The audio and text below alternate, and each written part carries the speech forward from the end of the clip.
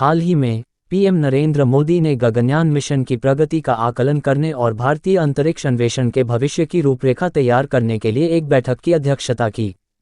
2025 के लिए निर्धारित भारत के पहले मानव अंतरिक्ष मिशन गगनयान मिशन की तैयारियों की समीक्षा के बाद प्रधानमंत्री ने इसरो को 2035 तक एक भारतीय निर्मित स्वदेशी अंतरिक्ष स्टेशन विकसित करने और 2040 तक चंद्रमा पर एक भारतीय को उतारने का निर्देश दिया है।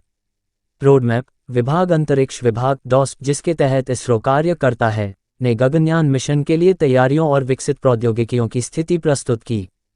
योजनाओं में चंद्रमा की खोज के लिए एक रोडमैप शामिल है, जिसमें चंद्रयान मिशनों की एक श्रृंखला और नए लॉन्च वाहनों का विकास शामिल है। इस रोडमैप में एक नए लॉन्च पैड का निर्माण और मानव केंद्रित प्रयोगशालाओं और संबंधित प्रौद्योगिकियों की स्थापना भी शामिल है।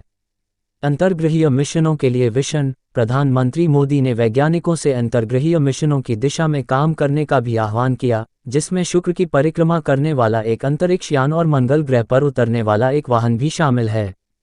इन महत्वाकांक्षी लक्ष्यों के लिए पर्याप्त निवेश और निजी क्षेत्र की भागीदारी की आवश्यकता होगी।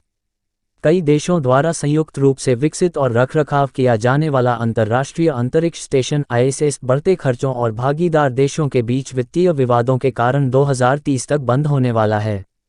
इसलिए चीन का तियानगोंग एकमात्र परिचालन अंतरिक्ष स्टेशन है, हालांकि ISS से छोटा है।